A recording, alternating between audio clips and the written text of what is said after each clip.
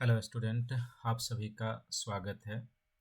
जैसा कि आज आप देख रहे हैं, जो हमने 2 स्ट्रेटजी सेशन लिए थे, उसके बाद अब थोड़ी सी हम लोग पढ़ाई की बातें करते हैं।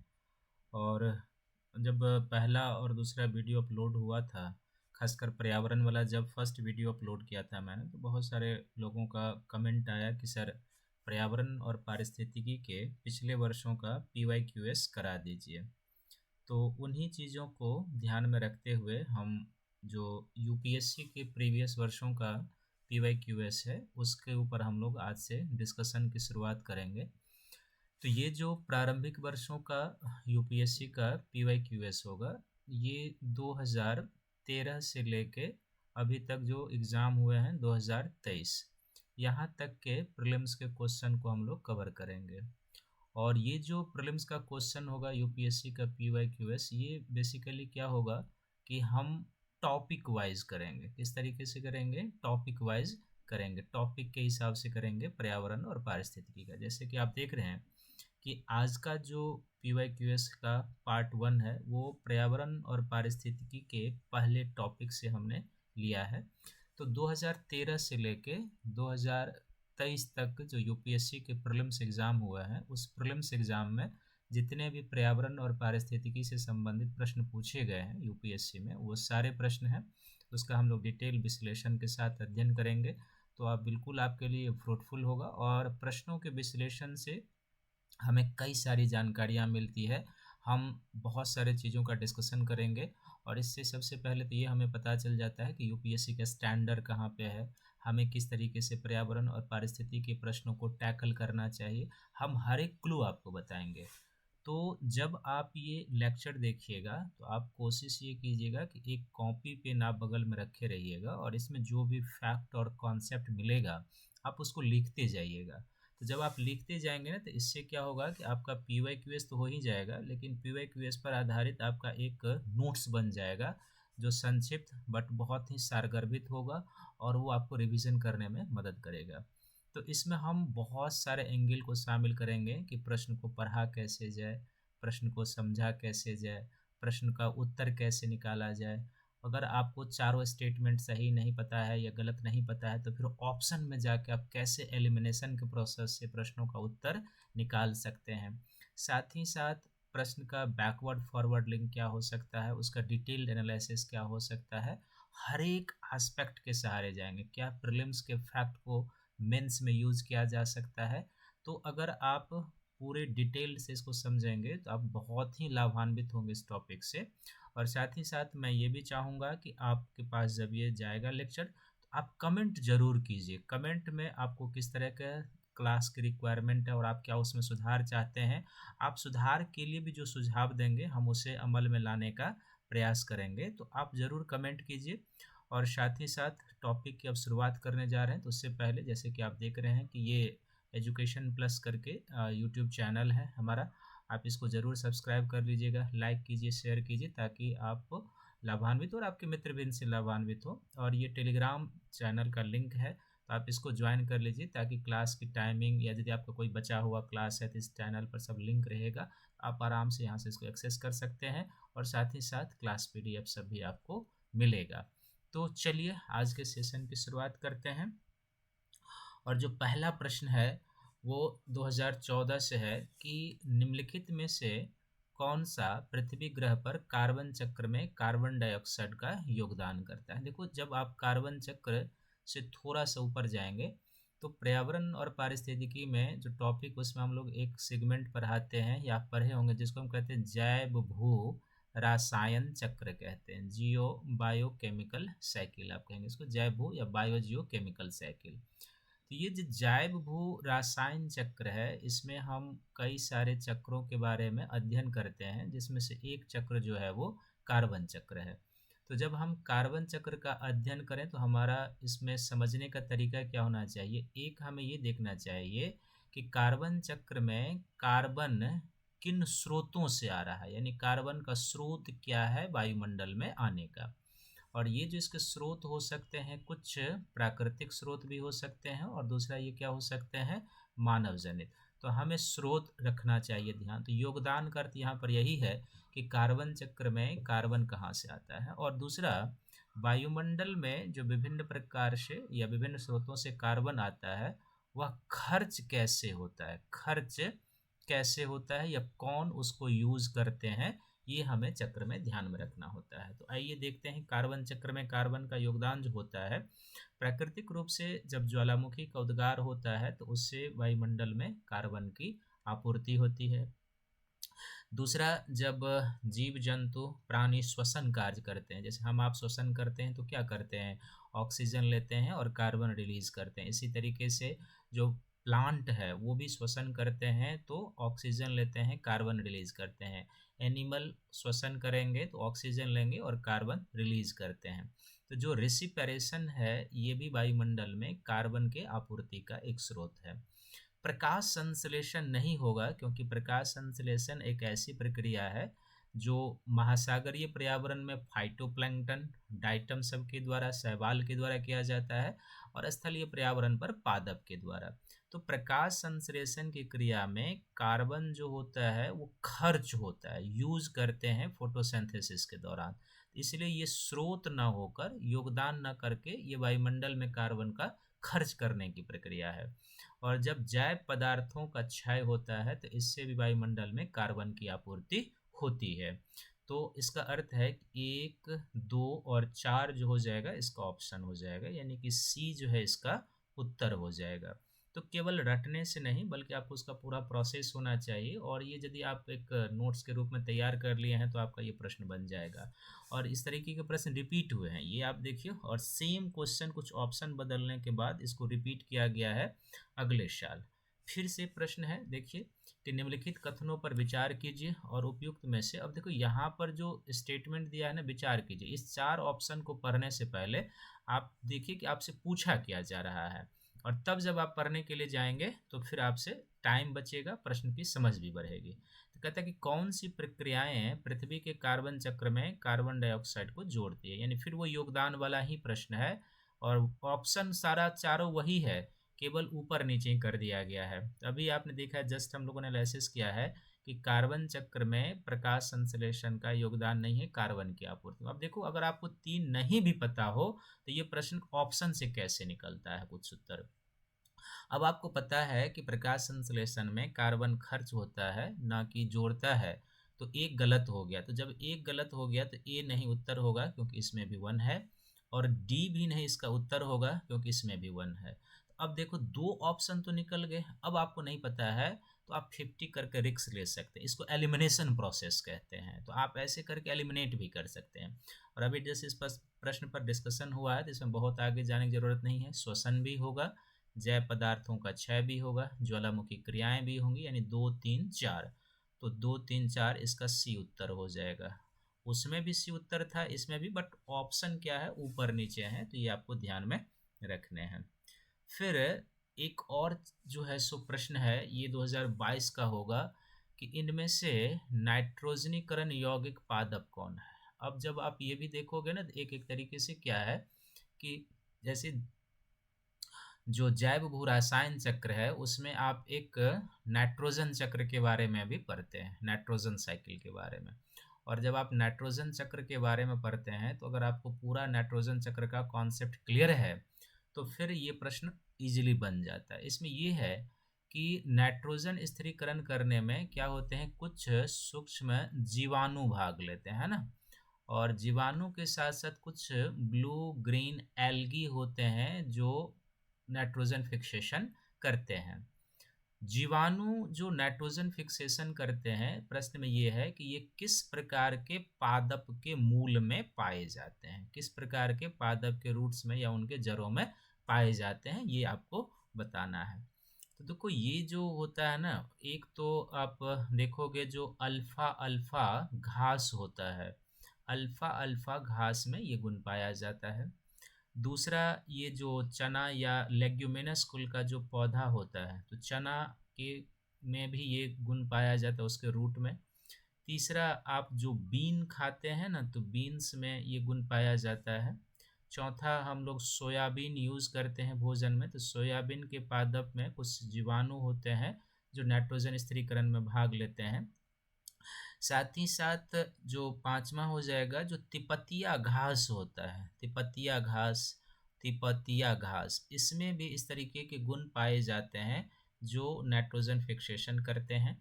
तो अल्फा अल्फा है, चना है, बीन्स है, सोयाबीन है, तिपतिया घास है, और कई सारे पादप होते हैं, जैसे कैजुरैना होता है, नाम अगर आपने सुना होगा, कैजुरैना। इस तरीके के जो पादप होते हैं, जो एजोला का पादप होता है, इसमें नाइट्रोजन स्थिरीकरण करने वाले यौगिक पाए जाते हैं। तो ये नाइट्रोजन चक्र पर आधारित प्रश्न है। या फिर अगर आप जो प्राकृतिक पर्यावरण में एक संबंध होता है जिसको आप बायोटिक इंटरेक्शन कहते हैं, तो बायोटिक इंटरेक्शन को अगर आपने पढ़ा है तो भी ये प्रश्न बन जाएगा। अब आप इसमें देखो, अल्फा अल्फा एक है, दूसरा जो चना है ये भी है, चौलाई या अमरंथ नहीं है, और परसलोन भी नहीं। तिपतिया जो घास है इससे में ये गुण पाया जाता है। तो तिपतिया घास में पाया जाता है, अल्फा अल्फा में पाया जाता है, चना में पाया जाता है, और अन्य जो हमने पादप लिखे हैं इसको भी आप ध्यान में रखिएगा। तो इसका जो उत्तर हो जाएगा 1, 3 और 4। देखो इसका उत्तर क्या हो गया, आपका निकल गया 1, 3 और 4 इसका आंसर हो जाएगा। तो इस तरीके के प्रश्न पूछे जा रहे हैं, इसको आप ध्यान में रखेंगे। इसी तरीके से फिर एक देखो, चक्र पर आधारित निम्नलिखित में से जैव भू रसायन चक्रों में से किसमें चट्टानों के अपक्षय चक्र में प्रवेश करने वाले पोषक तत्व के निर्मुक्ति के प्रमुख स्रोत हैं, है ना। तो जब आप जैव भू रसायन चक्र को पढ़ते हैं ना, तो अगर आपने इसको अच्छे से कवर किया है या जहाँ पर आपने क्लास किया है वहाँ पर टीचर ने अगर कवर कराया है, तो इसमें जैव भू रसायन चक्र जो होते हैं ना, बेसिकली हम इसको दो भागों में रखते हैं या दो प्रकारों में। एक जो चक्र का रूप है ना, उसे हम कहते हैं गैसीय चक्र कहते हैं। क्या कहते हैं? गैसीय चक्र। और दूसरा जो होता है उसको हम कहते हैं अवसादी चक्र कहते हैं। तो गैसीय चक्र के अंतर्गत आप जल चक्र को रखेंगे। हालांकि जल में जल की तीनों अवस्थाएं शामिल है। जल चक्र है, दूसरा कार्बन चक्र है, तीसरा इसमें ऑक्सीजन चक्र है, और फिर नाइट्रोजन चक्र है। इनको हम क्या कहते हैं? गैसीय चक्र कहते हैं। और जो अवसादी चक्र है उसके अंतर्गत दो चक्र प्रमुख रूप से आते हैं। एक आता है इसमें फास्फोरस चक्र है, और दूसरा जो है वो सल्फर चक्र है, सल्फर चक्र। अब गैस के रूप में फास्फोरस और सल्फर तो वायुमंडल में नहीं पाया जाता है ना। हालांकि सल्फर का कुछ मात्रा दो स्रोतों से जरूर आता है कि जब ज्वालामुखी की क्रियाएं होती है तो सल्फर डाइऑक्साइड की निर्मुक्ति होती है, एक प्राकृतिक रूप में, और दूसरा जो जीवाश्म ईंधनों का दहन हो या खासकर सल्फर युक्त जीवाश्म ईंधन, तो सल्फर युक्त जीवाश्म ईंधन के दहन से इसकी थोड़ी बहुत सल्फर डाइऑक्साइड की वायुमंडल में होती है। बट दोनों मूल रूप से क्या है? ये खनिज चक्र है, अवसादी चक्र है, खनिज चक्र है। और इन दोनों की आपूर्ति का जो मूल स्रोत है वो बेसिकली इसकी शुरुआत होती है जो धरातलीय चट्टानें हैं, तो चट्टानों के अपक्षय से इस चक्र की शुरुआत होगी। यानी कि सल्फर और फास्फोरस चक्र में सल्फर और फास्फोरस के आगमन का जो प्रक्रिया है वो चट्टानों के वेदरिंग से है। तो अब देखो, जब आपको पता है ऊपर में कि गैसीय चक्र कौन है ना, और अवसादी चक्र कौन है, तो और उसका प्रोसेस क्या है, तो फिर यहाँ पर कुछ ऑप्शन एलिमिनेट होगा। अब देखिए, कार्बन चक्र गैसीय चक्र है, नहीं होगा।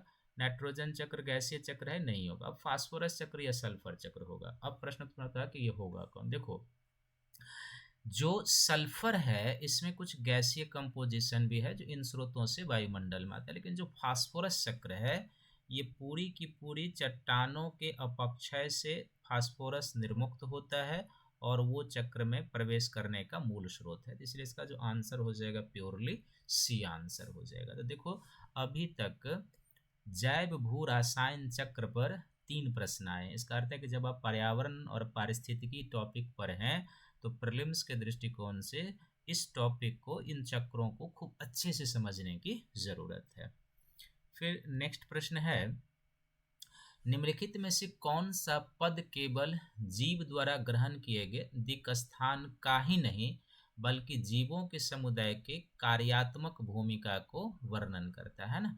तो देखो इसमें फंक्शनल है, तो संक्रमिका या इकोटोन जो होता है ना, ये दो पारिस्थितिक तंत्र के बीच एक संक्रमण क्षेत्र होता है। जैसे मान लो एक ए पारिस्थितिक तंत्र है और एक बी है, और इन दोनों के बीच का ये जो क्षेत्र होता है, जो संक्रमण क्षेत्र है दो पारिस्थितिक तंत्र के बीच, इसी को आप क्या कहते हैं, संक्रमिका कहते हैं, या इसी को आप इसको इकोटोन भी कहते हैं। इसका सबसे बेस्ट एग्जाम्पल हो जाएगा जो मैंग्रोव फॉरेस्ट है, वो संक्रमिका का उदाहरण है, क्योंकि मैंग्रोव फॉरेस्ट महासागरीय पर्यावरण और टेरेस्ट्रियल इकोसिस्टम के संक्रमण में पाया जाता है। तो आपका ये नहीं होगा, बट इकोटोन भी कई बार पूछा हुआ है, आपको ध्यान में रखना है कि इकोटोन क्या होता है। दूसरा है पारिस्थितिकी कर्मता। इकोलॉजिकल नीके जो होता है, बेसिकली यह स्थान किसी भी पर्यावरण में स्थान को व्यक्त करता है ना। किस स्थान को व्यक्त करता है, तो किसी भी जीव के विकास के लिए और विकास के साथ साथ वृद्धि के लिए जो स्थान और संसाधन की जरूरत होती है, उस शब्द के लिए हम लोग किसका यूज करते हैं, पारिस्थितिकी कर्मता या इकोलॉजिकल नीके का यूज करते हैं। तो जैसे समझने के लिए मान लीजिए कि एक ये फॉरेस्ट है ना, वन पारिस्थितिक तंत्र है, और ये एक आवास है किसका, यहाँ पर शेर रहता है ना। तो ये शेर के द्वारा ग्रहण किया जाने वाला आवास है, जो इसके लिए वृद्धि और विकास के लिए जरूरी होता है। तो जब आप इसमें शेर को लेंगे तो इसमें कई प्रकार के इसके फंक्शनल वर्क भी होंगे। शेर का कई प्रकार का यहाँ पर आप निके हो सकता है। एक तो इसका हो जाएगा जिसको आप कहेंगे आवास निकेत, यानी आवास निकेत का अर्थ हो गया कि जहाँ पर प्रॉपर ये रहता है। दूसरा होगा इसका विचर निकेत, यानी कि जहाँ पर ये घूमता है, जैसे आप भी घूमते हैं ना। तीसरा इसका होगा खाद्य निकेत। खाद्य निकेत का अर्थ हो गया कि जहाँ पर ये फूड संकलन करता है, अपना शिकार करता है। और चौथा हो जाएगा इसका प्रजनन निकेत, जहाँ पर ये प्रजनन करता है। तो किसी भी जीव के इस तरीके के निकेत होते हैं। तो आवास निकेत, विचर निकेत, खाद्य निकेत, प्रजनन निकेत होता है। तो ये जो डिफरेंट टाइप ऑफ निकेत है, और यहाँ जो इनका है फंक्शन निकेत है, जैसे विचर निकेत यानी घूमने वाला है, खाद्य निकेत जहाँ पर ये शिकार करेगा, प्रजनन निकेत जहाँ पर अपने चाइल्ड को जनन करेगा, ये एक तरीके से इस क्षेत्र में इस जीव की किस भूमिका को दिखाता है, तो इस क्षेत्र में या इस जीव के कार्यात्मक भूमिका को भी दिखाता है ना। तो इसीलिए हमने कहा कि ऐसा होता है जो किसी भी जीव के वृद्धि और विकास के लिए ग्रहण किया जाने वाला जगह है। तो प्रश्न में देख रहे हैं, कहते दिक् स्थान ही नहीं, यानी स्थान तो है ही, साथ ही और किसको व्यक्त करता है, उसकी कार्यात्मक भूमिका को। तो पारिस्थितिकी कर्मता या इकोलॉजिकल नीके जो होता है, ये क्या होता है, इसको व्यक्त करता है। देखो तो इस तरीके के टर्म सब के बारे में आपको पता होनी चाहिए, और आप इसको नोट्स बना लीजिएगा। जैसे एक तो यहाँ पर इकोटोन आपको पता चल गया है ना, तो इकोटोन क्या होता है। दूसरा आपने इकोलॉजिकल नीके के बारे में समझ लिया कि नीके क्या होता है ना, ये आपने जान लिया। तीसरा इसके संदर्भ में जो एक शब्द सब होता है, जैसे एक होता है जिसको आप कहेंगे इकोटोन नीके, इकोक्लाइन होता है ना, इकोक्लाइन होता है। तो हम इकोक्लाइन किसको कहेंगे, ये भी आपको ध्यान में रखना है। चौथा एक होता है जिसको आप इकोटाइप कहेंगे। पांचवा होता है कीस्टोन प्रजाति, अम्ब्रेला प्रजाति, फ्लैगशिप प्रजाति होता है, संकेतक प्रजाति होता है। तो इस तरह के जो फंक्शनल शब्द सब हैं, आप उसको ध्यान रखेंगे। फिलहाल यहाँ आंसर क्या होगा ये आप समझ गए हैं। नेक्स्ट प्रश्न है कि निम्नलिखित में से कौन जीव अपराधारी डेट्रीवोर की श्रेणी में आता है या डेट्रेटिवोर की श्रेणी में आता है। देखिए जब आप पारिस्थितिकी के घटक को पढ़ते हैं ना, कंपोनेंट को पढ़ते हैं कि पारिस्थितिकी का निर्माण किन घटकों से होता है, तो बेसिकली पारिस्थितिकी के निर्माण में दो प्रकार के घटकों की प्रमुख भूमिका होती है। एक अजैविक घटक होते हैं, मैं उम्मीद करता हूँ कि आपको पता होगा, और दूसरा पारिस्थितिकी के निर्माण में जिनकी भूमिका होती है उसको हम क्या कहते हैं, जैविक घटक कहते हैं, बायोटिक कंपोनेंट कहते हैं। और जैविक घटक में जो जीवों की श्रेणियां होती है, प्रमुख तौर पर आप उसे 3 श्रेणियों में रखते हैं। एक जो होता है उसको हम कहते हैं उत्पादक, प्रोड्यूसर। तो उत्पादक कौन होगा आप जानते होंगे। दूसरा जो होता है उसको हम कहते हैं उपभोक्ता, कंज्यूमर। तो कंज्यूमर का कई श्रेणी हो सकता है, प्राइमरी, सेकेंडरी, टर्शियरी। और तीसरा होता है जिसको आप कहेंगे अपघटक या वियोजक आप कहेंगे। तो अपघटक और वियोजकों में भी 2 श्रेणियां होती है। एक मूल रूप से आप कहेंगे जो अपघटक हैं, जो वियोजक हैं, और दूसरा जो होते हैं उसको हम कहते हैं अपरदहारी कहते हैं। क्या कहते हैं, अपरदहारी कहते हैं। तो अपरदहारी कौन से जीव हो सकते हैं, अपरदहारी ऐसे जीव होते हैं प्राकृतिक पर्यावरण में जो सरे गले, या मरे पदार्थ से अपना आहार ग्रहण करते हैं। तो ऐसे जीव को हम क्या कहते हैं, अपरदहारी कहते हैं ना। तो अब अगर हमें ये पता है कि अपरदहारी किसको कहते हैं, तो आप देखिए जो घरेलू मक्खियाँ होती है ना, वो अपरदहारी की श्रेणी में आता है। दूसरा अपराध की श्रेणी में आता है जिसको आप कहेंगे जो मक्खियाँ हो गया। फिर जो केंचुआ है वो भी अपराधारी की श्रेणी में आता है। तीसरा जो अपराधारी की श्रेणी में आ जाएगा जो सहस्त्रपादी है। तो जो सहस्त्रपादी है वो भी अपराधारी की श्रेणी में आता है। चौथा हो जाएगा जो कास्ट युका होता है। तो कास्ट युका जो है वो भी अपराधारी की श्रेणी में आता है। इसी तरीके से पांचवा हो जाएगा जो अपराधारी की श्रेणी में आता है। इसके अलावा मक्खियाँ, हाँ, केकरा हो जाएगा। केकरा जो है सो वो हो जाएगा। केकरा के बाद ये जो हो जाएगा अपराधारी की श्रेणी में घोंघा भी आ जाएगा। घोंघा भी इस श्रेणी में आता है, वो भी अपराध पदार्थ सब खाता है। तो ये जो है सो अपराधारी होते हैं। और पारिस्थितिक तंत्र में जो अपघटक है उसमें मूल रूप से जीवाणु आते हैं, और जीवाणु के साथ साथ कौन आते हैं, कवक आते हैं। ये 2 जो हैं इसमें आते हैं। तो अब देखो ये एक कॉन्सेप्चुअल चीज़ें हैं। अगर आपको पता है तो ऐसे प्रश्न तो यूपीएससी में कभी गलत ही नहीं होना चाहिए अगर आपने अच्छे से इन चीज़ों को समझा है ना। तो अब इसमें देखो केंचुआ हो जाएगा, सहस्त्रपादी हो जाएगा और कास्टयुका हो जाएगा।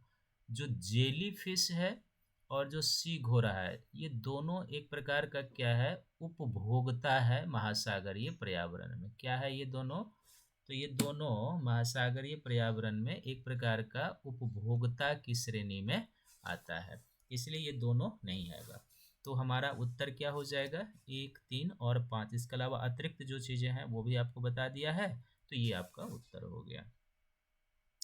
नेक्स्ट प्रश्न है कि निम्नलिखित समूहों में से कौन सी ऐसी जातियां हैं जो अन्य जीवों के साथ सहजीवी संबंध बना के रहते हैं, म्यूचुअलिज्म के साथ रहते हैं। अब इसी को क्या कहते हैं आप, ये बहुत ही की टॉपिक है पर्यावरण और पारिस्थितिकी का। इसको हम बेसिकली एक कहते हैं, हम लोग पढ़ाते हैं इसको एक सेगमेंट बना के, जिसको कहते हैं जैविक अन्योन क्रियाएं होती है ना। बायोटिक इंटरेक्शन को हम क्या कहते हैं, जैविक अन्योन क्रिया कहते हैं। तो जैविक अन्योन क्रिया का अर्थ है कि प्राकृतिक पर्यावरण में कोई भी ऐसा जीव नहीं, इवन कि मानव, जंतु और पादप, जो किसी न किसी रूप में अपने वृद्धि और विकास के लिए दूसरे पर निर्भर नहीं है। हर एक को दूसरे की जरूरत होती है। तो जब कोई जीव किसी दूसरे जीव के साथ अपनी आवश्यकताओं की पूर्ति के लिए रहता है तो उसको आप बायोटिक इंटरेक्शन कहते हैं। और बायोटिक इंटरेक्शन जो होता है बेसिकली प्रथमतया तो आप इसको बहुत डीप क्वेश्चन है ये, और बहुत लंबा एरिया, हम आपको संक्षिप्त में बता देते हैं। इसमें एक होता है जिसको आप कहते हैं घनात्मक इंटरेक्शन कहते हैं ना, आप क्या कहते हैं, घनात्मक इंटरेक्शन। दूसरा होता है जिसे आप कहते हैं ऋणात्मक इंटरेक्शन, और तीसरा होता है जिसको आप कहेंगे उदासीन। तो प्राकृतिक पर्यावरण में उदासीन इंटरेक्शन नहीं हो सकता, यानी कोई भी जीव उदासीन नहीं रह सकता, किसी न किसी रूप में किसी दूसरे जीव के साथ उसका इंटरेक्शन तो होगा ही। घनात्मक में होता है जिसको आप कहते हैं एक सहोपकारिता, है ना, सहोपकारिता, प्रश्न में इसी के बारे में पूछा गया। दूसरा होता है एक जिसको कहते हैं प्राक सहोपकारिता, दोनों में कुछ अंतर है, ये आपको पता होना चाहिए। और एक होता है जिसको आप कहते हैं सहभोजिता। तो यह किस प्रकार का इंटरेक्शन है, ये तीनों आपको ध्यान रखना चाहिए। और ऋणात्मक में तो एक होता है ऋणात्मक इंटरेक्शन में जिसको आप शोषण कहते हैं, एक जो होता है जिसको आप परभक्षण कहते हैं, एक जो होता है जिसको आप परजीवी कहते हैं। और इसमें कौन कौन से जीव का उदाहरण होगा ये आपको पता होना चाहिए। तो यहाँ सहजीवी का अर्थ होता है कि जब दो जीव एक साथ रहें तो दोनों को लाभ होना चाहिए। तो अगर दो व्यक्ति, दो पादप जंतु इस तरीके से एक साथ रहते हैं और दोनों को एक दूसरे से लाभ मिलता है तो इसको हम सहजीवन कहते हैं। तो नाइडेरिया जो है ना, एक प्रकार से प्रवाल के साथ इसका सहजीवन का संबंध होता है, प्रवाल के साथ ये रहता है। तो नाइडेरिया फोटोसिंथेसिस करता है जिससे प्रवाल को भोजन मिलता है, बदले में प्रवाल नाइडेरिया को स्वच्छ वातावरण रहने के लिए और ऑक्सीजन की आपूर्ति कराता है। तो दोनों में सहजीवन संबंध है। इसी तरीके से जो प्रोटोजोआ होता है, तो प्रोटोजोआ का जो होता है ना, दीमक के साथ सहजीवन होता है ना। दीमक जो होता है इसके आंत में सेलुलोज होता है, तो इसके आंत में ऐसी क्षमता नहीं पाई जाती है भोजन के माध्यम से जो करता है ये कि ये उस सेलुलोज को पचा सके। तो प्रोटोजोआ उस सेलुलोज को आहार के रूप में ग्रहण कर लेता है। फायदा क्या हुआ, प्रोटोजोआ को मिल गया आहार दीमक से, और दीमक को किससे मुक्ति मिल गई, तो सेलुलोज से मुक्ति मिल गई। तो ये भी सहजीवन का संबंध है। और इसी तरीके से कवक जो फंजाई होता है, इसका भी कई तरीके से संबंध देखने को मिलता है सहजीवन का। जैसे आप लाइकेन देखोगे, है ना, लाइकेन का नाम सुना होगा। तो लाइकेन जो है सो शैवाल और कवक के बीच का सहजीवन होता है उसमें। इसका अर्थ है कि ये भी सही है, ये भी सही है और ये भी सही है। तो हमारा उत्तर क्या हो जाएगा, डी हो जाएगा। देखो एक चीज है, देखो कितने ये देखने में आपको भारी लगते हैं, लेकिन अगर आपने टॉपिक को अच्छे से कवर किया है, आपने किया है, आपको कराया गया है, तो फिर ये प्रश्न सब आपके बहुत सरल हैं अगर आपको कॉन्सेप्चुअल इसके बारे में पता है। तो पहले तो जैविक अन्योन क्रियाएं होती क्या हैं, ये कैसे होता है, कितने प्रकार का होगा, सबका परिभाषा और उसके उदाहरण क्या होंगे, अगर पता है तो ऐसे प्रश्न आपके गलत नहीं होंगे। नेक्स्ट प्रश्न है कि निम्नलिखित में से कौन सा शब्द परितंत्र या इकोसिस्टम को सर्वोत्कृष्ट वर्णन करता है। देखो शब्द में दिया हुआ है सर्वोत्कृष्ट वर्णन करता है, यानी संभव है कि आपको लगेगा कि बहुत सारे ऑप्शन इसमें हो सकते हैं, बट सर्वोत्कृष्ट वर्णन। तो जब हम पारिस्थितिक तंत्र का बात करते हैं तो इसका अर्थ होता है कि जैसे ए एक जीव है, तो ए और इसके साथ रहने वाले जो अन्य जीव हैं उन दोनों के बीच का भी इंटरेक्शन की बात करते हैं हम, और साथ ही साथ ये जिस वातावरण में रहता है उसको भी। तो मान लो ये दोनों जीव यहाँ पर रहते हैं या बहुत सारे जीव एक साथ रहते हैं। जब बहुत सारे जीव एक साथ रहेंगे तो फिर क्या होगा कि उनमें कुछ न कुछ संबंध रहेंगे, और वह क्षेत्र, तो ये चारों तरफ जो हो जाएगा इसका क्या हो जाएगा, एक तरीके से भौतिक वातावरण हो जाएगा जहाँ पर ये रहते हैं ना। इसको हम क्या कहते हैं, भौतिक वातावरण, भौतिक वातावरण जहाँ पर ये रहते हैं। और जब हम भौतिक वातावरण की बात करते हैं तो एक व्यापक शब्द हो जाता है, और ये डिफरेंट ऑर्गेनिज्म यहाँ रहते हैं। तो इसका अर्थ है कि सिस्टम होता है कि एक निश्चित क्षेत्र में रहने वाले, और जब क्षेत्र की बात करेंगे तो भौतिक वातावरण, निश्चित क्षेत्र में रहने वाले समस्त जो जैविक और अजैविक घटक होते हैं, और वो जो जीवों के साथ इंटरेक्शन करते हैं, और फिर उनके चारों तरफ का जो पर्यावरण होता है उसी को हम इकोसिस्टम के रूप में व्यक्त करते हैं। तो देखो एक दूसरे से अन्योन्य क्रिया करने वाले जीवों का एक समुदाय, इसमें जीवों की बात है बट उसके चारों तरफ के भौतिक पर्यावरण की बात नहीं की गई, इसलिए ये नहीं होगा। पृथ्वी का वह भाग जो सजीव जीवों के द्वारा आवासित है, ये भी नहीं होगा, क्योंकि एक पर्यावरण के निर्माण में सजीव और निर्जीव दोनों की भूमिका होती है, बायोटिक और एबायोटिक दोनों चीज़ों की होती है। तीसरा है कि जीव ऑर्गेनिज्म का समुदाय और साथ ही वह पर्यावरण जिसमें रहता है। और डी है किसी भौगोलिक क्षेत्र के वनस्पति जात और प्राणी जात। केवल वनस्पति जात ही और प्राणी जात ही नहीं बनाते हैं, बल्कि ये तो दोनों क्या हो गए, एक तरीके से पर्यावरण का जैविक घटक ही हुआ। तो इसमें केवल जैविक घटक की बात की गई है, जबकि एक पर्यावरण के निर्माण में, पारिस्थितिकी के निर्माण में अजैविक घटक की भी बात होती है, तो ये भी नहीं होगा।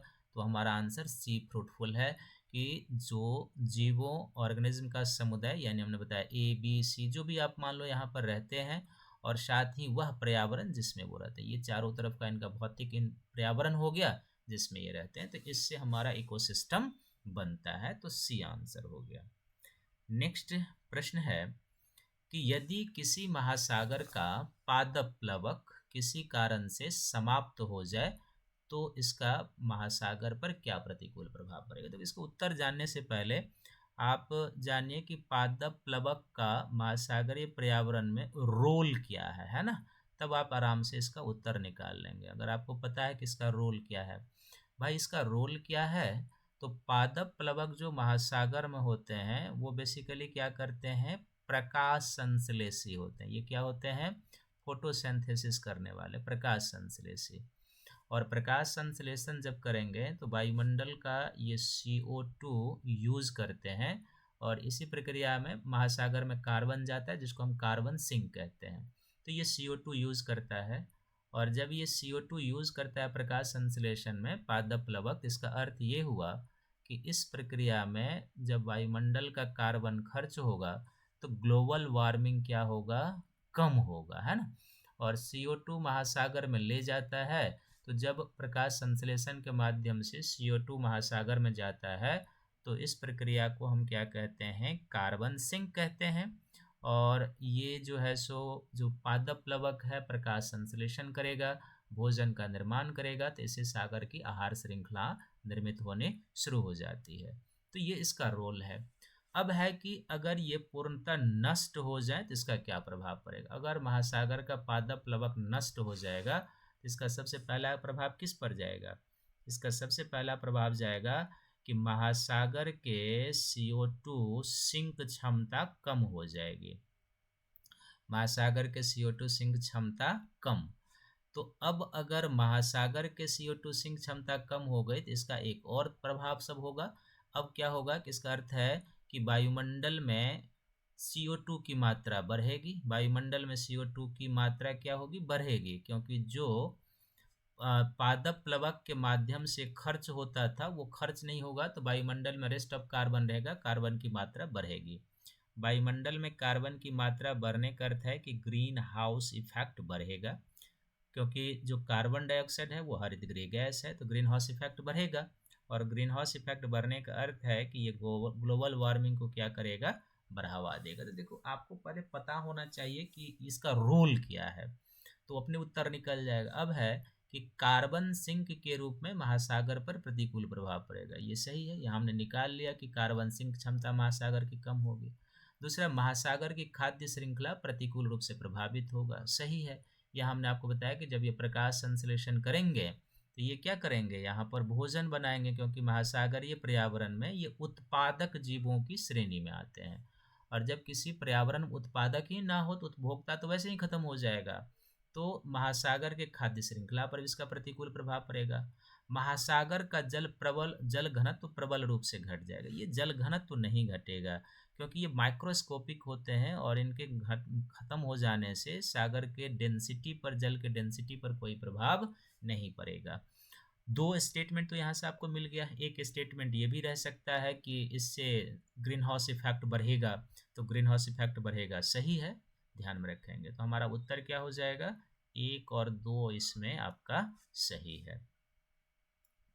नेक्स्ट प्रश्न है कि परितंत्र उत्पादकता के संबंध में समुद्री उत्प्रवाह अपवेलिंग क्षेत्र महत्वपूर्ण है, क्योंकि ये निम्नांकित माध्यमों से समुद्र की उत्पादकता को बढ़ाते हैं। अब देखो इसमें फिजिकल ज्योग्राफी के साथ साथ इन्वायरमेंट का भी कॉन्सेप्ट है। पर्यावरण और पारिस्थितिकी में हम लोग एक सेगमेंट पढ़ाते हैं जिसको कहते हैं पारिस्थितिकीय उत्पादकता। तो सबसे पहले तो आपको पता होना चाहिए पारिस्थितिकी उत्पादकता क्या होता है, और दूसरा इसमें एक अपवेलिंग का फुल फॉर्म होता है शीत जल उद्वेलन, है ना। कोल्ड वाटर अपवेलिंग इसका अर्थ होता है, शीत जल उद्वेलन इसका अर्थ होता है। तो अब यही है कि ये क्या कर सकता है। देखो शीत जल उद्वेलन का अर्थ होता है, एक छोटा सा उदाहरण से हम आपको बता देते हैं कि जैसे मान लो कि ये दक्षिण अमेरिका महाद्वीप है ना। तो ये जो दक्षिण अमेरिका महाद्वीप है, तो ये क्या हो जाएगा 0 डिग्री है, और यहाँ से कितनी डिग्री निकलेगी 23.5 डिग्री, यहाँ से 35 डिग्री। तो 23 और 35 के बीच एक उच्च दाब की पेटी है जिसको हम क्या कहते हैं उपोष्ण उच्च दाब की, और इक्वेटर के पास एक निम्न दाब की पेटी है। तो पवनें जब भी चलती है उच्च दाब से निम्न दाब की ओर, तो उपोष्ण उच्च दाब से जो विषुवतीय निम्न दाब की ओर दोनों गोलार्ध में पवनें चलती है, इसको आप क्या कहते हैं ट्रेड विंड कहते हैं, व्यापारिक पवन। तो व्यापारिक पवन देखो यहाँ पर दक्षिण अमेरिका के पूर्वी तट पर जो है ना अभितट पवन है। कैसा पवन है अभितट पवन। अभितट पवन का अर्थ होता है कि जो पवन सागर से स्थल की ओर आए, लेकिन यहाँ पर दक्षिण अमेरिका के पश्चिमी तट पर जो ये पवन है ये यहाँ पर क्या है एक तरीके से अपतट पवन है। अपतट पवन का अर्थ होता है कि जो पवन स्थल से सागर की ओर प्रवाहित होती है। तो जब ये पवन यहाँ पर अपतट होकर चलेगी ना, तो यहाँ का गर्म जल ये रिप्लेस करके आगे ले जाएगी, और जब यहाँ का गर्म जल, क्योंकि पवन जो होता है ना सागर के ऊपर कुछ प्रेशर डेवलप करेगा, और उस प्रेशर के प्रभाव से क्या होगा कि यहाँ का सरफेस गर्म जल आगे जाएगा, और जब यहाँ का सरफेस गर्म जल आगे जाएगा तो उसको कंपनसेट करने के लिए सागर का यहाँ पर नीचे का जल ऊपर आना शुरू होता है, और जब नीचे का जल ऊपर आएगा तो इसी क्षेत्र में नीचे का जल ऊपर आएगा तो इसके कारण यहाँ का जल क्या हो जाएगा ठंडा हो जाएगा। इसी क्षेत्र को जहाँ पर ऐसी परिस्थितियाँ होती है उसको हम अपवेलिंग जोन कहते हैं, यानी कि इसको कहेंगे कोल्ड वाटर अपवेलिंग जोन है। तो अब जहाँ पर अपवेलिंग होता है ना वहाँ पर सबसे पहले क्या होता है कि इस ठंडे जल के सहारे यहाँ पर पहला पॉइंट होगा कि पोषक तत्व ऊपर आता है, फाइटोप्लैंक्टन और अन्य जो समुद्री पोषक तत्व आते हैं वो क्या होगा ऊपर आता है, और पोषक तत्व ऊपर आने के कारण यहाँ पर क्या होता है कि महासागरीय पर्यावरण की उत्पादकता जो होती है ठीक ठाक होती है, उत्पादक क्षेत्र होते हैं, मत्स्यन जोन बन जाता है, कई सारा कॉन्सेप्ट है, बट यहाँ पर तो पोषक तत्व अपवेल होता है। तो अब आप देखिए अपघटक सूक्ष्म जीवियों को सतह पर लाकर, ये जमीन पर रहने वाले होते हैं डिकम्पोजर्स, इसलिए ये जल जो अपवेल होता है 1000 मीटर की गहराई से ऊपर आता है, तो ये नहीं होगा। अधस्थली जीवों को सतह पर लाकर, यानी कि सागर के नितल पर जो रहने वाले जीव हैं वो इसमें केवल पानी और उसके साथ जो है सो फाइटोप्लैंक्टन पोषक तत्व ऊपर आता है। तो केवल और केवल हमारा क्या हो जाएगा दूसरा कॉन्सेप्ट सही है, पोषक तत्व को सतह पर लाकर, जैसे हमने लिखा है यहाँ पर पोषक तत्व को ऊपर लाकर, तो हमारा उत्तर क्या हो जाएगा बी हो जाएगा। अब देखो बहुत डीप क्वेश्चन है ये, और ये जो अपवेल होता है वो कहाँ पर होगा, तो हम आपको कॉन्सेप्ट बता देते हैं कि जहाँ पर ट्रेड विंड और वेस्टर्लीज अपतट होकर प्रवाहित होगी वहीं पर कोल्ड वाटर अपवेलिंग जोन बनता है, और जहाँ पर कोल्ड वाटर अपवेलिंग जोन बनता है महासागर के महाद्वीप के पश्चिमी भाग में, वहीं पर महासागर की ठंडी जलधारा भी प्रवाहित होती है। तो निम्न अक्षांश में महाद्वीप के पश्चिमी तटों के पास जो ठंडी जलधारा प्रवाहित होती है उसमें कोल्ड वाटर और कोल्ड अपवेलिंग का बड़ा योगदान है। क्लियर है। नेक्स्ट प्रश्न है आपका कि विषाणु परितंत्र में खाद्य श्रृंखला के संदर्भ में निम्नलिखित कथनों पर विचार कीजिए। तो फूड चेन को समझने के लिए हम कुछ उदाहरण ले लेते हैं तब हम समझेंगे। जैसे अगर हमें एक घास मैदान का खाद्य श्रृंखला बनाना हो तो घास मैदान में उत्पादक कौन है, यहाँ के हरे घास है ना, इसमें हरे घास यहाँ के उत्पादक। यहाँ पर कुछ ऐसे कीट होते हैं जिनको हम कहते हैं शाक भक्षी कीट कहते हैं। तो शाक भक्षी कीट जो होते हैं वो यहाँ पर आपको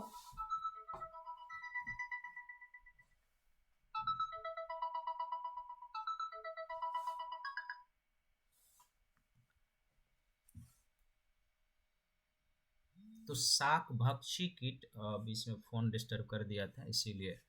हरे घास शाक भक्षी कीट होते हैं। शाक भक्षी कीट को यहाँ पर कौन ले सकता है आहार के रूप में? मेढक। मेढक कीट पकड़ के खाते हैं। मेढक को आहार के रूप में कौन ले सकता है? सांप ले सकता है। सांप को आहार के रूप में कौन ले सकता है? बाज या मोर ले सकता है। तो खाद्य श्रृंखला का अर्थ होता है जब किसी पारिस्थितिक तंत्र में उत्पादक से लेके विभिन्न श्रेणी के उपभोक्ताओं की ओर पोषक तत्व और रासायनिक पदार्थों का ट्रांसफर होता है, तो हम उसे खाद्य श्रृंखला कहते हैं। खाद्य श्रृंखला जो होता है सिंगल चेन में चलता है, जैसे आप देख रहे हैं सिंगल चेन है।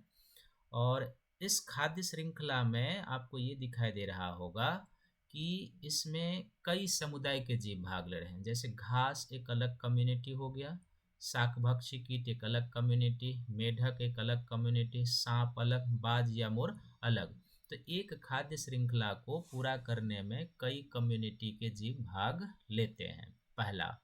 दूसरा क्या हुआ कि खाद्य श्रृंखला में जो प्रवाह होता है पोषक तत्व और रसायन का, वो सिंगल चैन में सरल रेखीय होता है ना। और इसमें क्या होता है कि जो उत्पादक जो होगा भोजन बनाएगा, और ये भी उपभोक्ता है, ये भी उपभोक्ता है, ये भी उपभोक्ता है और ये भी उपभोक्ता है। तो इसमें ऊर्जा और रासायनिक पदार्थ उत्पादक से क्रमिक रूप से उपभोक्ताओं की ओर चलता है।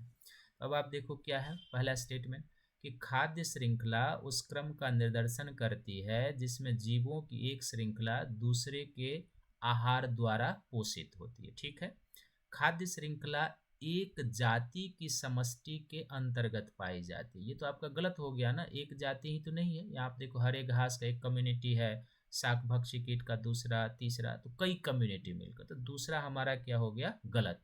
अब देखो जब दूसरा गलत हो गया तो अगर आपको नहीं भी आता है तो हम थोड़ा आपको ऑप्शन बता देते हैं। देखो बी नहीं होगा उत्तर क्योंकि इसमें दो है ना, और सी भी नहीं होगा उत्तर इसका क्योंकि इसमें दो है। ठीक है, तो ये क्लियर है। खाद्य श्रृंखला उस प्रत्येक जीव की संख्या को जो दूसरे के द्वारा खाई जाती है निदर्शन करती है, संख्या को नहीं दिखाती है। इस सब जब किसी पारिस्थितिक तंत्र में हम जीवों की कुल संख्या की बात करते हैं तो एक कॉन्सेप्ट आता है पारिस्थितिकीय पिरामिड। और पारिस्थितिकी पिरामिड में एक होता है जिसको हम कहते हैं संख्या पिरामिड। संख्या पिरामिड द्वारा किसी भी पारिस्थितिक तंत्र में जीवों की कुल संख्या कितनी है, उसमें हमें संख्या मिलता है कि कितनी संख्या, उसकी जानकारी हमें मिलती है। ये हमें ध्यान रखेंगे। जबकि इसमें क्या है कि खाद्य श्रृंखला उस क्रम का निर्देशन करती है जिससे जीवों की एक श्रृंखला एक दूसरे के द्वारा आहार से पोषित होता है। ये सही हमने आपको बताया कि उत्पादक से, ये प्राइमरी कंज्यूमर है, ये सेकेंडरी, ये टर्सरी। तो उत्पादक से क्रमिक रूप से उपभोक्ताओं की ओर एक सिंगल चैनल में चलता है, और जब यहीं पर चैनल बढ़ जाएगा आप उसको क्या कहेंगे? खाद्य जाल कहेंगे। तो इसका उत्तर क्या हो गया आपका? ए हो गया, ये आंसर है। फिर नेक्स्ट प्रश्न है आपका कि परितंत्र में घटती उत्पादकता के क्रम में उसको सही क्रम में सजाइए। देखो अब जैसे यहाँ एक और आपने देखा था पारिस्थितिकी उत्पादकता बफेलिंग जोन में, तो इसका अर्थ है कि जो पारिस्थितिकीय उत्पादकता है इस पर आपका कॉन्सेप्ट अच्छा से होना चाहिए कि पारिस्थितिकी उत्पादकता क्या है, कितने प्रकार का होता है, हम इसे कैसे मेजर करते हैं, विश्व में पारिस्थितिकी उत्पादकता का वितरण कैसे और उसको प्रभावित करने वाले कारक कौन है। तो जब हम विश्व में पारिस्थितिकी उत्पादकता के वितरण को पढ़ते हैं ना, तो विद्वानों ने 3 भागों में इसे रखा है। एक, विश्व में कुछ ऐसे क्षेत्र हैं जो हाई इकोलॉजिकल प्रोडक्टिव जोन के अंतर्गत आते हैं, उच्च पारिस्थितिकी उत्पादकता। दूसरे कुछ ऐसे क्षेत्र हैं जो मध्यम पारिस्थितिकी उत्पादकता वाले हैं, और कुछ ऐसे क्षेत्र होते हैं जिनको निम्न या कम पारिस्थितिकी उत्पादकता वाले क्षेत्रों में रखा गया है। तो अगर आपको पता है तो आप यहाँ पर लिख सकते हैं। जैसे देखो हाई पारिस्थितिकी उत्पादकता में कौन कौन सा आता है, जैसे रेन फॉरेस्ट है, जो इक्वेटोरियल रेन फॉरेस्ट होता है वो आता है इसमें। दूसरा जैसे प्रवाल इकोसिस्टम है वो इसमें आता है। तीसरा इसमें जो दलदल या स्वाम्प भूमि होता है वो हो जाएगा। चौथा इसमें जो ज्वारनदमुख या एस्वरी होता है वो हो जाएगा। पांचवा जो मैंग्रोव फॉरेस्ट होता है वो आ जाएगा। छठा जो आर्द्र भूमि है, वेटलैंड है, ये सारा इकोसिस्टम हाई प्रोडक्टिव जोन होता है। जब आप मध्यम पारिस्थितिकी उत्पादकता में जाते हो तो घास मैदान जो संसार के हैं वो हो जाएगा, जो झील है वो हो जाएगा। तो घास मैदान, झील, नदियाँ इनकी हो जाती है। और निम्न उत्पादकता में जब आप जाएंगे तो जो मरुस्थल का क्षेत्र है, जो टाइगा टुंड्रा सब का रीजन है, वो हो जाएगा। तो अब उस हिसाब से देखो, अब सबसे पहले आप में है महासागर, झील, घास स्थल, मैंग्रोव। मैंग्रोव, महासागर, घास स्थल, झील। यहाँ पर देखो कि घास स्थल की उत्पादकता झील से अधिक है, तो पहले तो घास स्थल होगा फिर झील। तो घास स्थल और झील का क्रम देखिए कहाँ पर है, तो ये तो नहीं होगा आपका। फिर झील है यहाँ पर, ये भी नहीं होगा आपका। मैंग्रोव, मैंग्रोव, घास स्थल, महासागर, तो आपका ये भी नहीं होगा। यानी मैंग्रोव की उत्पादकता, फिर घास स्थल की, फिर झील की और महासागर की। यहाँ पर एक चीज़ ध्यान में रखना है आपको कि ये ऑल ओवर महासागर की बात की है, इसीलिए इसमें कम है महासागर की पारिस्थितिकी उत्पादकता। लेकिन अगर हम महासागर को दो भागों में बांट लेते हैं या दो मंडलों में, जिसमें एक क्या होता है, प्रकाशित मंडल, फोटिक जोन होता है महासागर में, और दूसरा जो होता है उसको हम कहते हैं अप्रकाशित मंडल कहते हैं, एफोटिक जोन कहते हैं। तो अप्रकाशित मंडल अंधकार क्षेत्र होता है जहाँ पर सूर्य प्रकाश की पहुँच नहीं होती है, और प्रकाशित मंडल जो होता है फोटिक जोन होता है जहाँ पर सूर्य प्रकाश की पहुँच होती है। इसलिए महासागर में ये जो फोटिक जोन होता है, जो नॉर्मली सी लेवल से लेके 200 मीटर की गहराई तक का क्षेत्र होगा, ये अधिक पारिस्थितिकी उत्पादकता वाले क्षेत्र होते हैं। और उसके बाद जैसे जैसे डार्क जोन बनते जाएगा, पारिस्थितिकी उत्पादकता महासागर की कम हो जाएगी। इस यहाँ पर होलिस्टिक महासागर को लिया हुआ है, इसलिए है लास्ट में। तो आंसर आपका क्या हो गया, सी हो गया। नेक्स्ट प्रश्न है कि घास स्थलों में वृक्ष पारिस्थितिकी अनुक्रमण के अंश के रूप में किस कारण घासों को प्रतिस्थापित नहीं कर पाते। अब ये प्रश्न किस टॉपिक से है, तो पर्यावरण और पारिस्थितिकी में हम लोग एक टॉपिक पढ़ाते हैं जिसको हम कहते हैं पारिस्थितिकी अनुक्रमण। तो इसमें हम पढ़ाते हैं पारिस्थितिकी अनुक्रमण क्या है, आपको पता होना चाहिए। दूसरा इसमें होता है पारिस्थितिकी अनुक्रमण की अवस्थाएं क्या है ना। तीसरा इसमें होता है कि पारिस्थितिकी अनुक्रमण के प्रकार क्या है ना। प्रकार एक होता है फिर से अवस्था के आधार पर, और एक होता है क्षेत्र के आधार पर। तो एक लंबा टॉपिक है इकोलॉजिकल सक्सेशन। प्रश्न में ये है कि कोई जो घास मैदान होता है या घास क्षेत्र होता है, पारिस्थितिकी अनुक्रमण में होता है क्या, बेसिकली कि पारिस्थितिकी अनुक्रमण एक दीर्घकालीन प्रक्रिया है जिसमें कोई नग्न स्थान होता है, एक्सपोज रॉक आप इसको कहेंगे, नग्न स्थान। और इसी नग्न स्थान पर हजारों लाखों वर्षों की प्रक्रिया के बाद यहाँ पर एक डेंस फॉरेस्ट का विकास हो जाए ना, इस तरीके से एक डेंस फॉरेस्ट का विकास हो जाए। तो ये पहले क्या था, पहले ये क्षेत्र था एक एक्सपोज रॉक के रूप में जहाँ पर कोई वनस्पति नहीं थी। अब धीरे धीरे यहाँ पर पहले क्या होगा, काई लाइकेन मॉस विकसित होगा। काई लाइकेन मॉस को रिप्लेस करके जो वार्षिक शाकी अवस्था होती है वो आएगा। वार्षिक शाकी अवस्था को रिप्लेस करके बहुवार्षिक, बहुवार्षिक को रिप्लेस करके गुल्म अवस्था, और गुल्म अवस्था को रिप्लेस करके जब चरण अवस्था होती है वनस्पति की वो आ जाती है, जिसको हम क्लाइमेक्स वनस्पति भी कहते हैं। तो ये एक दीर्घकालीन प्रक्रिया है और इकोलॉजिकल सक्सेशन में एक क्लाइमेक्स वेजिटेशन का निर्माण होता है। प्रश्न ये है कि अब इस प्रक्रिया में तो एक क्लाइमेक्स वेजिटेशन बनना चाहिए, लेकिन प्रश्न कह रहा है कि घास स्थल में पारिस्थितिकी अनुक्रमण की जो प्रक्रिया है उसके अनुसार से घास स्थल को धीरे धीरे वृक्ष में बदल जाना चाहिए, यानी घास को वृक्ष द्वारा हटा दिया जाना चाहिए, परंतु ऐसा नहीं होता। क्यों नहीं होता, जैसे आप सवाना घास की बात कर लें, वहाँ पर घास की प्रधानता है जो लाखों करोड़ों वर्षों से है, और छितरे हुए वृक्ष कहीं कहीं पर और छोटे पाए जाते हैं। क्यों ऐसा, तो देखो इसके तीन बड़े कारण हैं। एक तो होता है कि जो घास मैदान होते हैं ना, वहाँ पर एक सबसे बड़ा कारण है कि अगर आग लग जाए तो आग लगने के कारण क्या होता है कि वनस्पति जल जाते हैं, और जलने के कारण उनका विकास विलंब से होता है। दूसरा इसका कारण क्या है कि जब आग लगती है ना, तो मृदा के पोषक तत्व भी कम हो जाते हैं। मृदा के पोषक तत्व कम हो जाए, अगर बार बार आग लगता है तो पोषक तत्व जरूर कम हो जाएगा, क्योंकि मृदा का जो सूक्ष्म जीवी होता है वो मारा जाता है। और तीसरा इसका कारण है कि इन क्षेत्रों में जो जल की कमी होती है वो भी वनस्पति के विकास नहीं होने का कारण है। ये 3 मूल ऐसे कारण हैं जिसके कारण घास क्षेत्र में घास को रिप्लेस करके वृक्ष के समूह का नहीं विकास होता है, जबकि इकोलॉजिकल सक्सेशन के हिसाब से वृक्ष के समूह का विकास होना चाहिए। तब आप देखो, कीटों एवं कवकों के कारण जी नहीं, सीमित सूर्य प्रकाश एवं पोषक तत्वों की कमी के कारण। तो एक पॉइंट यहाँ से मिल रहा है, इसको आगे लेते हैं। जल की सीमाओं एवं आग के कारण उपयुक्त में से कोई नहीं। तो हमारा उत्तर जो क्लोजेस्ट हो जाएगा वो क्या हो जाएगा, जल की सीमाओं और फॉरेस्ट के कारण यहाँ पर वृक्ष घास को प्रतिस्थापित नहीं कर पाता है। नेक्स्ट प्रश्न है कि परितंत्र में खाद्य श्रृंखला के संदर्भ में निम्नलिखित में से किस प्रकार के जीव को अपघटक कहते हैं, बियोजक कहते हैं। तो आपको पहले पारिस्थितिकी का घटक बताया था, और वहां पर हमने आपको बताया था कि जो जीवाणु होते हैं और जो कवक होते हैं ये अपघटक के रूप में काम करते हैं। ये भी सड़े गले पदार्थ खाते हैं, लेकिन जो अपघटक होते हैं ये पदार्थों के चक्रण में शामिल होते हैं। किस में शामिल होते हैं, जो पारिस्थितिक तंत्र में पदार्थों का चक्रण होता है उस चक्रण में शामिल होते हैं।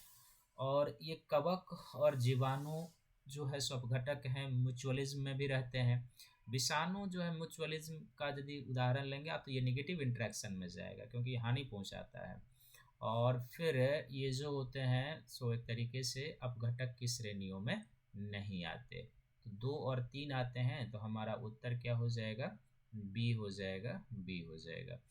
तो इस तरीके से ये प्रश्न पारिस्थितिक तंत्र का हमारा आज का था। तो मैं उम्मीद करूंगा कि आपको ये सेक्शन अच्छा लगा होगा। 2013 से लेके जो 2023 तक पर्यावरण और पारिस्थितिकी से प्रश्न पूछे गए हैं उसका हमने आपको समग्र विश्लेषण करके उत्तर बता दिया। आप इसको देख के संक्षिप्त में नोट्स भी बना लेंगे तो आपका क्या होगा, एनालिसिस के साथ नोट्स बनते जाएगा, तो वो आपको रिवीजन करने में और चीज़ों को समझने में बड़ी मददगार होगा। तो अगर आपको अच्छा लगा है ये सेशन, फ़ायदेमंद लगा है, तो आप ज़रूर लाइक कीजिए इसे और कमेंट भी कीजिए कि और इसमें क्या आप चाहते हैं, सुधार की ज़रूरत चाहते हैं, शेयर कीजिए और चैनल को सब्सक्राइब ज़रूर कर लीजिए ताकि आपको समय से क्लास का नोटिफिकेशन चलता रहे। और इस पर जो अब अगला क्लास होगा, चूँकि पर्यावरण और पारिस्थितिकी को आपने कवर कर लिया है, तो दूसरा सेगमेंट इसमें जो प्रश्न का हम लाएंगे, दूसरा भाग, वो आर्द्र भूमि का होगा। वेटलैंड पर जो पीटी में अभी तक प्रश्न पूछे हुए हैं उस पर हम PYQS लेके आएंगे, यूपीएससी का PYQS वेटलैंड पर लेके आएंगे। तो तब तक के लिए सभी को थैंक यू है, धन्यवाद। एक बार फिर से आपको कहेंगे कि आप ज़रूर अपने दोस्त, अपने ग्रुप में वीडियो को लाइक कीजिए, शेयर कीजिए, कमेंट जरूर कीजिए कि आप किस प्रकार के और चाहते हैं, और चैनल ज़रूर सब्सक्राइब कर लीजिएगा ताकि आपको नोटिफिकेशन मिलता रहे। तो सभी को थैंक यू है, धन्यवाद, बाय बाय।